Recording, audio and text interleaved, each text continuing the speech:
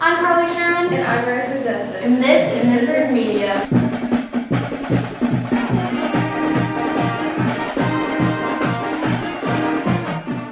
Breaking news. For the fourth consecutive year, Miss Minford has brought home the River Days crown. From her float in the parade to her performance in the pageant, she made our school so proud. Let's hear more about it from your 2023 Miss River Days Queen. Today we're interviewing Miss River Days. Can you explain a little bit about your platform? So my platform is called the Lotus Project, and it's a step forward in changing the way that our generation views vulnerability and overcoming adversity. With the Lotus Project, I created a mentorship program pairing young girls in our community with strong female role models that will give them the strength to rise above their circumstances.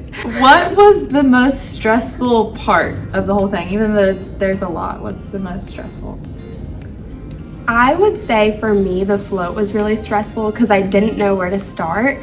But once I had started, we kind of got on a roll with it. And moving forward, I would tell the future Miss Minford to just start, just start. What was the most meaningful part of the whole thing to you? Whether it be like your platform or like the pageant or whatever. For me, I loved getting to use my sign language in my introduction, and I actually had someone come up to me after the pageant bawling their eyes out because they said they felt so represented, and it was a deaf individual who could finally understand what I was saying on stage. My love for adventure has taken me on travels all around the world, from hiking the Grand Tetons to strolling the cobblestones of Ireland, and even walking the Great Wall of China. Still, my hometown is my favorite place to be. So tonight, I walk this stage for the crowd, proudly representing the mighty Falcons. I am Emily Cram, your What was the most time consuming? The float. The float took the whole 6 months. Lots of From problems. preparing, lots of problems happened, decorating it, all that. What were you feeling when they were announcing different scholarship and runners-up? I have never felt so stressed in my life, which I was also proud of all the other contestants for the scholarships they did get. All 12 of us had worked really hard that entire summer, and going through that together, you almost created like a trauma bond because we were going through that together, and watching those people grow and become good at things that maybe they weren't before, and then actually win that scholarship for it was really cool. But it was a little scary, not gonna lie, but it was also really honoring. I think we were all a little bit stressed holding our breath in the crowd.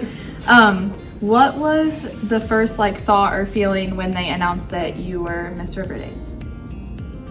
Well, you'll see in pictures, at first I looked at my mom and I was screaming pretty much and bawling.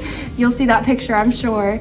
My second thought was just complete surprise. I wasn't honestly sure that day. I had known that I put in all the work for it, but I mean, one mess up on stage and that could cost you. So I wasn't honestly sure how that day was gonna end. So it was pure shock, pure love, and I was so excited because everyone who came to see me was literally screaming, jumping, crying, and the lights weren't totally off that day. They couldn't figure it out, and so I could see every single face and every single supporter that I had, and so I just felt overwhelmed with love.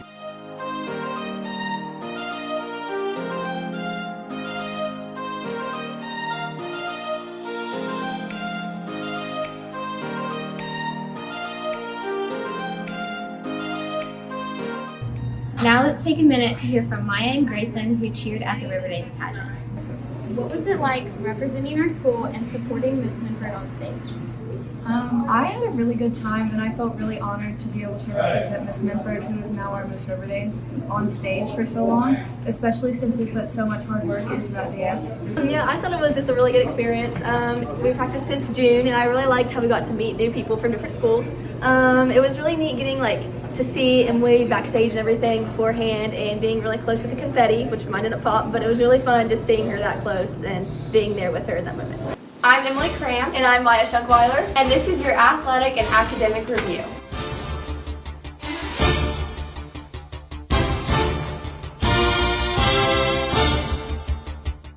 Our football team is off to a strong start this season. They have several away games approaching before they return home on October 13th to face Wheelersburg in our homecoming game.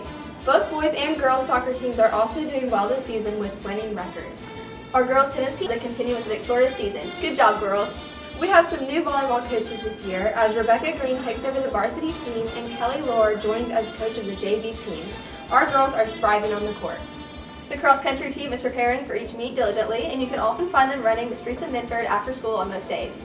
Coach Miller continues to lead the golf team this year and they are having a strong season. Our quiz bowl team is getting ready for their upcoming season, and we look forward to their competitions. The school year is off to a great start for our mighty Minford Falcons. Let's take a look inside the classroom.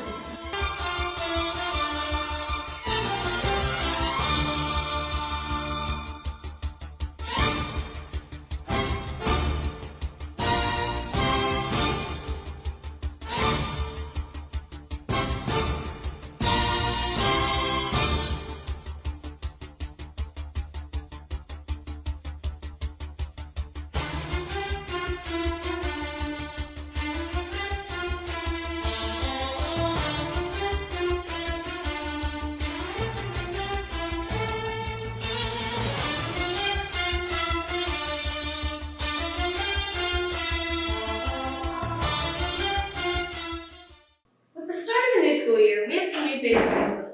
Let's get to know our new faculty now.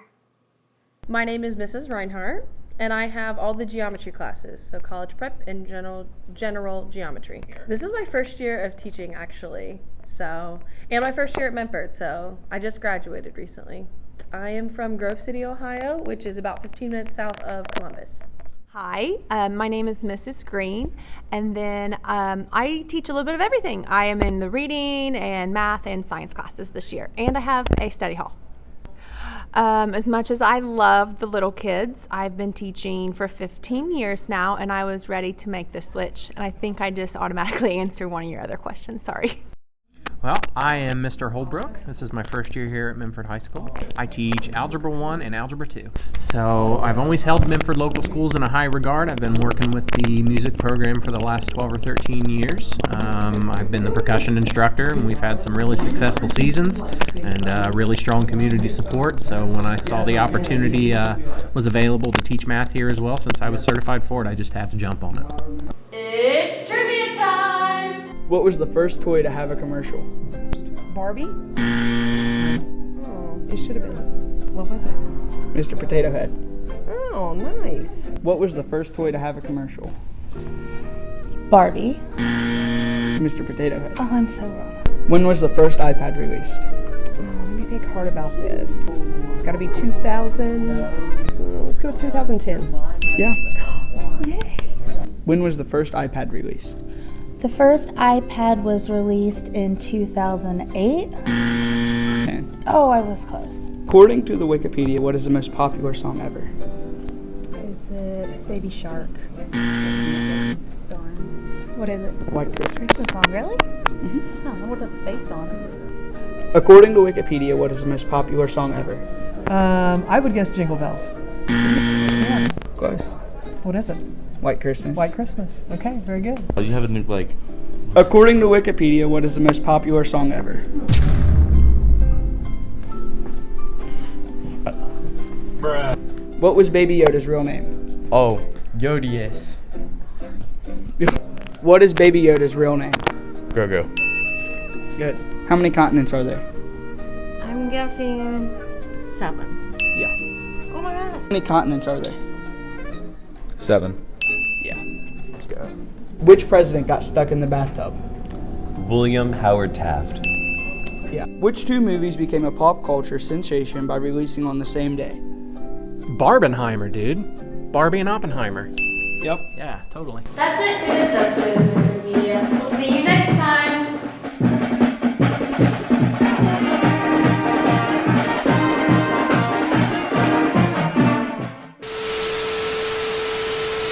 Perfect.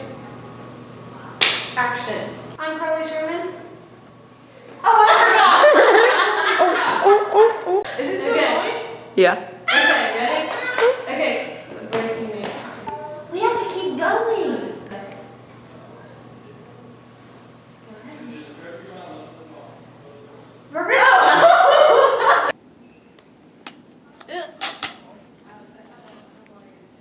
That's you.